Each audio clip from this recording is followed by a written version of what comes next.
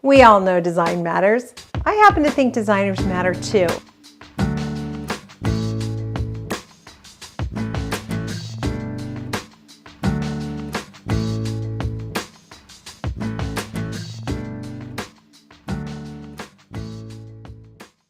Hey everybody, this is Business of Design, episode 109, some random thoughts I had with no place to put them.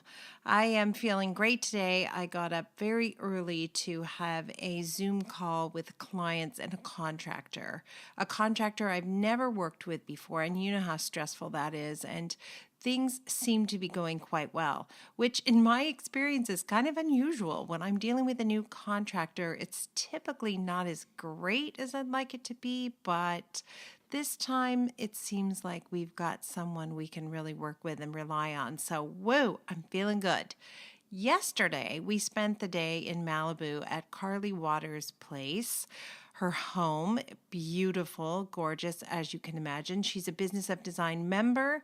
She has a fabulous website I've pointed to before in terms of its sleek, clear, clean vision. I love it. And Carly hosted a members-only event where we recorded some conversations, some random conversations about business and how it's working. And everybody at the event was a paid member of Business of Design, which means they have access to the hundreds of video courses we have online, and they're using the steps and the techniques and the systems and the strategies that I use every day. None of us is perfect. We all struggle at various points of a project, and so you heard a little bit of that. You also heard some incredible wisdom and strength in terms of being able to rely on systems that have your back and make your job easier. So it was a great day.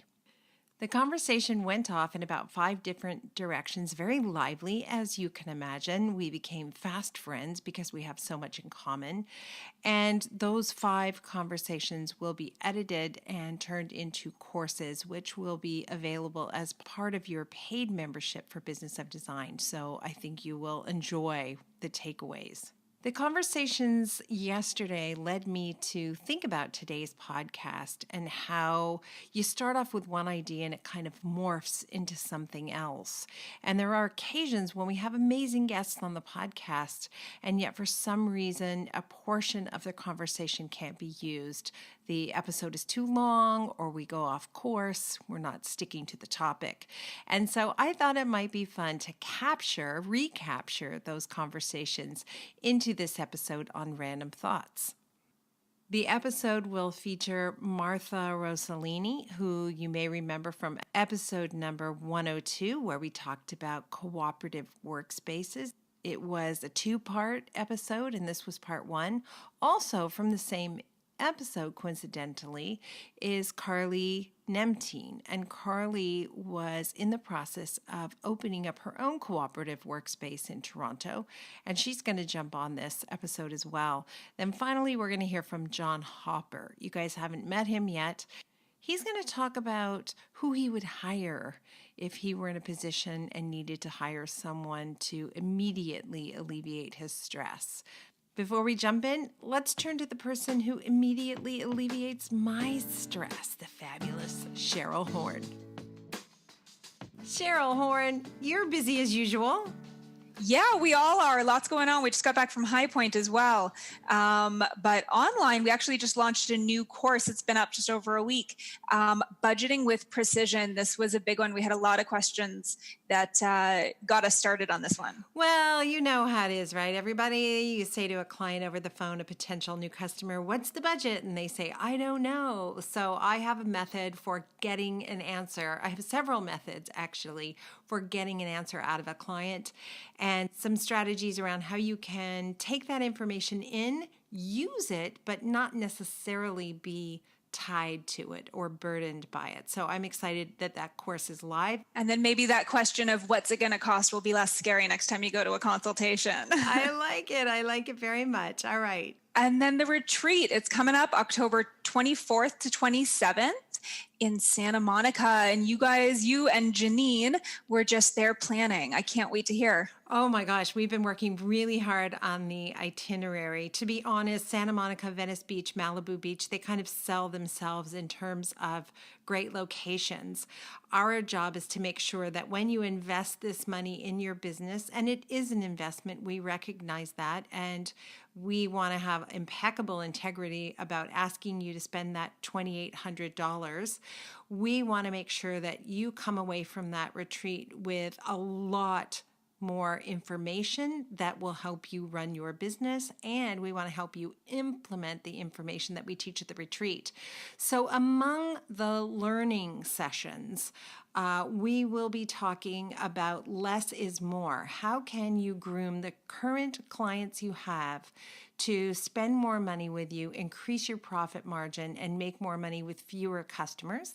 For those of you who've been running a business for a while, we are going to introduce a module on performance reviews. How do you work with existing staff to get the best out of them? How do you evaluate whether or not they're working for you? How do you let go of someone who might be holding you back from finding someone who could really push you to the next level? We'll have an opportunity for those who are newer to participate in fundamental business of design learning, such as contracts, retainers, pricing modules, etc. So you'll have an opportunity to do some breakout. I'll also be introducing new systems for evaluations. These are courses that are not yet on businessofdesign.com. So you'll have them first. Things like how to evaluate and increase and improve your profit margin. We will temper all of this serious learning with so many fun events as well. We will have a toes in the sand event, no bathing suit required, but we'll be doing some intention setting on the beach. We have something wild and zany, which I will not tell you planned, but is going to be ridiculous and fun. We will be going to one of my favorite places in the world, a happy place. And we will be getting an architectural tour. We'll do a garden tour. If you've never been to the store Goop, we'll take you to the store Goop. I think it's the only store that Gwyneth has, and so we'll take you there. And doing some home tours, and we will take care of your breakfast and your lunch, and we will take care of your heart and your soul. So please come to the retreat, October 24th to 27th. $2,800 is the best money you're going to ever spend on your business, and we'd love to have you there. And I can't wait. Janine's on the ground with you in Santa Monica. So my first time will be at the retreat with you guys. So I'm really excited to get to do all of this with you as well. Oh my gosh, great. That's right. And Kathy, I think, will be there as well. And Kathy is a senior designer at Kimberley Design Group. And she was terrific and instrumental in some of the coaching conversations we had last year and pushed a number of members to raise their rates. And I can happily report that every single one who did had successful results. There was no bad story attached to anyone who raised their rates following the retreat. So that was exciting as well. Love to have you join us for those events. And of course, we appreciate your support and love that you are experiencing Business of Design and our strategies for improving your business online as well. And all the details and registration are at businessofdesign.com. So check it out there. And if you've got any questions, please reach out. Yay. Thanks so much, Cheryl. We'll talk to you soon. Bye. Welcome to the Business of Design podcast with Kimberley Selden. Business of Design is the coaching community for independent designers like you. We know it takes more than hard work and talent to successfully run a professional design firm. There are proven business strategies that can solve your immediate challenges and transform your life. Don't try to do this alone. Join today and you'll have access to more than 100 video courses, participate in monthly coaching calls, and find unlimited support within our exclusive members-only Facebook group. Unlike traditional coaching, BOD is a fast track to immediate results for independent interior designers, decorators, architects, stagers, and landscapers just like you. Monthly membership is only $79. Annual members save 2 months and have access to Kimberley's contracts. What are you waiting for? We all know design matters. At Business of Design, we think designers matter too. As I explained in the introduction, this is a somewhat unusual episode, and there's no reason not to just roll with it. So I'm going to start the show the way I usually end it, with design intervention.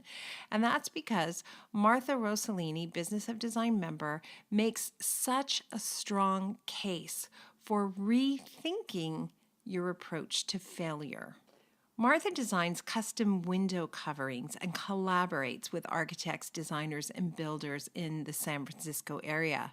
So she's not a designer, and we get emails and calls and direct messages on a weekly basis from people who are not interior design professionals and want to know if Business of Design will work for them. So what I can tell you is we do have members who are not interior design professionals like Martha. We do have floral designers and landscape designers, and we even have real estate agents who are members. So we have heard nothing but great feedback from those other professionals who say the systems and strategies we use will work for them as well. Martha runs a mature business. She uses systems and procedures to constantly satisfy her customers. And this design intervention is just too good not to use. Every episode ends with design intervention. What would you say is a piece of advice that has been instrumental to your success and something everybody should think about doing? I think I'm not the first person to say this, and I probably won't be the last, but just believe in yourself and take risks and don't be afraid of failing, because the failure is not failure, it's a discovery.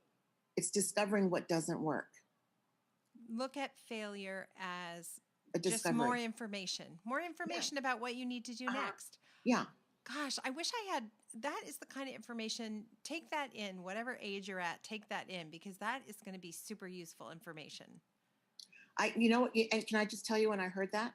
I heard that listening to an Audible book. I can't remember the name of the book now, but I was driving to Palm Springs. Oh my and gosh. That was in there. And that was my takeaway. I don't remember the name of the book or anything, but that was my takeaway from this Audible book was your failures are discoveries of what doesn't work and what you need to do. Oh so don't be gosh. afraid of them. Don't be afraid of them. I love it. If anybody knows the name of the book, let us know and we'll add it to the website for everybody to check out. So failure is just discovery. It's an opportunity to learn something. It's new information. It hurts a little bit, you go down the wrong path, you fall, you get yourself back up and you keep going. Yeah, there's a little pain involved, but pain is always a great motivator. And then a conjoined twin to the failure equation, I think, is frustration. Frustration, confusion, anger. These are red flags that something I'm doing on a regular basis isn't working. If you are bumping up against frustration in your business on a regular basis, take time to look at what it is trying to show you. It's showing your pain points. It's giving you an opportunity to try something a different way. The more chronic and locked in and painful the situation is, the more relief I'm going to feel when I actually tackle it. It is such a gift to stop trying to work harder, surrender, admit defeat, let go, and try it a different way.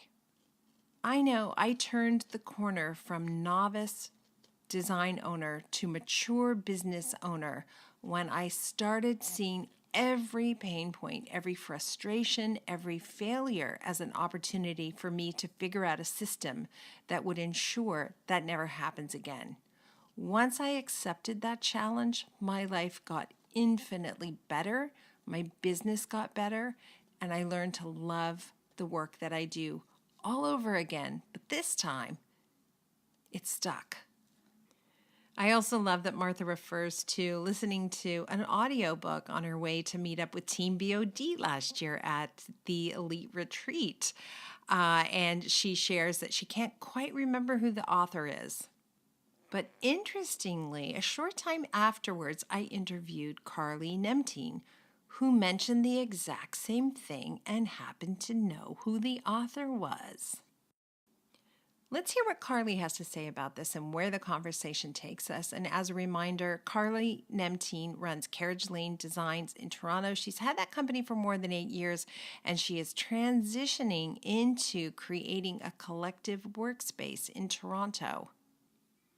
In this first clip, Carly talks about the power of vulnerability and how we can use it to be more courageous. Honesty rules. Honesty rules. If you're not going to be humble and like put it all down and like share your successes and your failures, it doesn't work. A collective won't work for you if you're not willing to be honest with your group. That is super interesting. Of course, because if you have someone in the collective who's hoarding information, who won't share, it puts a jam in the whole pipeline. Exactly. Oh, exactly. Such a good point, Carly. Wow, good. Okay. You honestly, you have vulnerability through courage. Like your vulnerability, and like when you talk about your hardships and like are honest and show empathy and show us like on the other people listening on the other side that you wrestle with that vulnerability and you wrestle with that courage. Like it's a huge deal to know that there's someone there that hears you and like there's a connection there, and we want to just take that connection and that unfortunate aspect of loneliness where we are like all in our own little worlds and like really create that aspect of connection. Because honestly, like, you know, there's a really, really good book called Dare to Lead by Brene Brown. Yes. And she talks about vulnerability and how to have courage and how to really bring those worlds together, and that failure is a good thing. Like, you know, the more no's you hear, it brings you closer to the yeses, right? It allows you to, you know, lose that, you know, be humble, allows you to take your ego out of it, and allows you to really focus on like what the actual root issue is and what the actual way of actually, you know, fixing that root problem is. Yeah, failure is just more information you needed in order to succeed, for sure. It's interesting. I have a dear, dear, dear, dear nephew that recently passed away, and that book was in his apartment when we went to clean it out. Really? So it's sitting beside me, but I just can't read it yet, but I'm going to read it. It was an important book to him. You know, that's a gift. Yeah, he was full of gifts. And you're right. Yeah, even after he's gone, I have more gifts coming from him. And Mystery Solved. Brene Brown, Dare to Lead is the book that Martha referred to when she talked about failure as a discovery. And I was doing some research on this episode. I came across a quote from the turn of the century. Not the 21st turn of the century, by the way, but the 20th. So 1900s, James Joyce, Irish author, novelist, who said mistakes are the portals to discovery. Now, he may not have been the first one to say that, and he certainly wasn't the last because we're talking about it today, but sometimes these pearls of wisdom, even though they're right there in front of us, we don't see them. So maybe today is a day you're going to take a whole new approach, a whole new outlook to making mistakes, failing, being frustrated, and being confounded by some aspect of your work life that is just not working for you, and you're going to try things a new way. I know for me, if I can stop fixating on the fact that I failed, that I made a mistake, and turn my attention to what I can change so I never have to experience that again, it's so empowering. Carly goes on to talk about the impact of community and how social media might be something that keeps us isolated, but it doesn't have to be. Last night, I hosted an event at Stone Tile, and I have this group of designers in Toronto, and you know the group is made up of about 12 or 13 designers. Maybe every 8 to 10 weeks, we all get together, and that's how I learned about your business of design, because literally, I reached out to designer Erica Gelman. One day, I have a girl crush on her. Oh, yeah, for sure. And I reached out to her and I was like, you know, I'd love to go for coffee. We know some of the same people. I see you over social media. And like, let's just randomly meet. So we did. And from there, she was actually going to be having and hosting a little design get together. And we went to her office, and there was 5 other designers that I met that night. And then that was over 2 years ago. And from then we've been having and hosting and having vendors host these dinner parties for us and get-togethers for us. And now the group has gone from, 5, 6 people to around 12, 13 people, and it's growing. And it's where I found you, like I said, it's where I found out how to create design docs. It's where I found out about how amazing the iPad is for meetings, and it's just been incredible. Social media creates this barrier between us. But then, even when I met you, I watched you on social media, I listened to your podcast, I'm such a fan. I subscribed to, Business of Design, and I saw you at, LT, and I was just like, I need to take this opportunity. That was so funny. I remember that day we were sourcing for a project. I think I was with someone from my office, and you were there, and we just kind of went like, "Oh, hey, another designer, love you," right? Like, it was so fun. Yeah, and that day I'd actually reached out. I mean, a week or two prior, I'd actually reached out to the designer I was having coffee with or lunch with, who again I reached out over social media because I'm a fan of her work, Justin McGorgan. And was like, why don't we meet and go for coffee? She's like a blind date. I'm like, a blind date. Yeah, why not? I've done that before, by the way. I reached out to a woman I saw. I can't for the life of me remember her name right now, but I kept seeing her photos, and every time I saw her photos, it was one of those like, wow, I wish I'd done that. That's beautiful. Wish I'd done that. So I reached out and asked her to go for coffee, and I don't think she liked me. She didn't want to hang out after that. She swiped left. That's so sad. This is so tragic. Anyway, I can't remember her name. You know what? It was just too painful for me, Carly. First of all, you really have a great personality to go this distance because you're willing to put yourself out there and network. So good for you. Community matters, right? And the right community matters. So sounds like with Erica, you found a community of peers who are working professionals and really striving to improve their business. And so they're focused on that, right? In a collective workspace, you would have people like that who are doing the same thing. They might be competing for the same jobs. They might not because they might be from a different town, but you're still going to learn valuable information from each other. Yeah.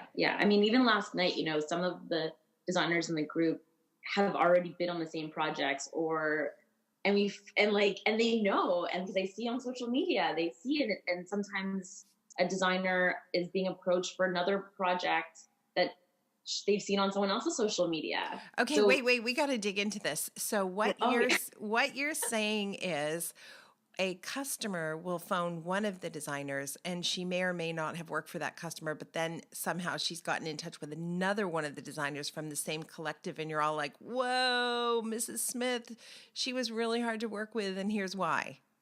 Yes. Yeah. Oh my gosh. I have a group like that. We send each other an email and say, be on the lookout for Mrs. So-and-so. Yeah. She's coming your way, and this is what she wants. This is what she'll tell you, but this is what she really wants. And it's invariably one of the people in my group will say, oh my gosh, I got the call. I'm the winner. Yeah. Okay, super cool. Another good reason we need community, right? To be able to say, hey, this customer's coming your way. I wonder how often you are willing to be vulnerable with a design peer. Do you do what a lot of us do, which is go to events where other designers are, and when asked, how's business, say, it's amazing, never better, couldn't be happier, my clients are fabulous? Or do you sometimes take an opportunity because the moment seems ripe to say, you know what, I'm struggling. I am having trouble with a customer. I am not able to collect my design fees, or they're pushing back on my contract. I have found when I have been willing to share openly, the door sometimes opens at the other end, and we can have a really meaningful conversation. When that happens, we are going to be in a much stronger position to make changes to our business, to get the support we need to keep those changes going. and develop a dialogue with like-minded business owners, right? The kind of open sharing that happened at Carly's house when we did the member-directed courses in Malibu, and the kind of open sharing that happens at Business of Design chapter meetings. Who knows what changes an encounter like that that's really meaningful is going to prompt you to make? Might be very exciting what's ahead. You might finally give yourself a raise or improve your contract. Change your system for project management, or you might finally make that hire. Is it an assistant you need and crave? Listen to this snippet of conversation with John Hopper. He created a program called The Greatest on the Planet, and it speaks to employers about how to turn employees into irreplaceable team members. I was a business owner for 17 years, and I said all kinds of things. I blamed entire generations for my faults as a business owner. It's the millennials. It's the latchkey kids. I'm blaming an entire generation. Hey, wait, I'm a latchkey kid. I'm blaming entire generations of people on my shortcomings as an employer. Because the truth of the matter is, when I became an employer and when most people become employers, what do we really know about being employers? We were taught nothing about being an employer. We were taught about the trade, the craft, in your situation, design. A lot of people know about that. But what do they know about being an employer? And the answer to that is not much. So what we do as employers is we actually try to do our best.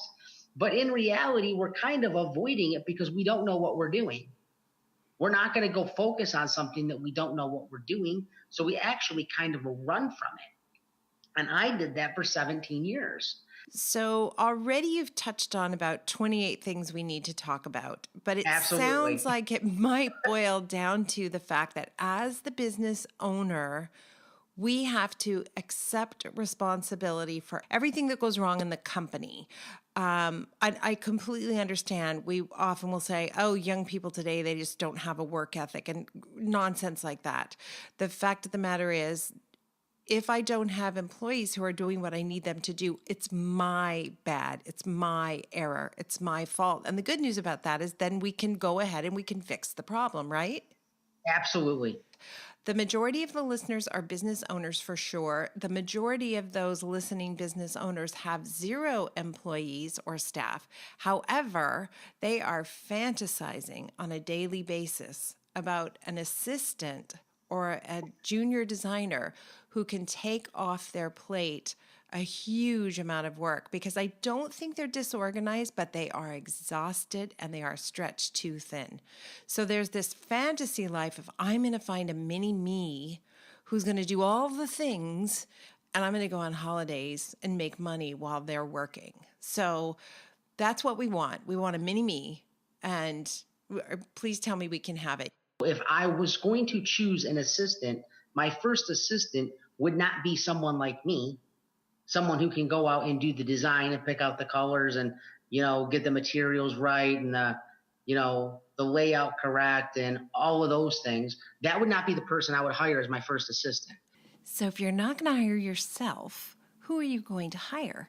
Well, I'm on the record as saying I strongly recommend you hire someone to answer your phone, and I won't repeat why today, but definitely believe me when I tell you, you're probably not the best salesperson and you're probably not the right person to answer the phone. So think about that.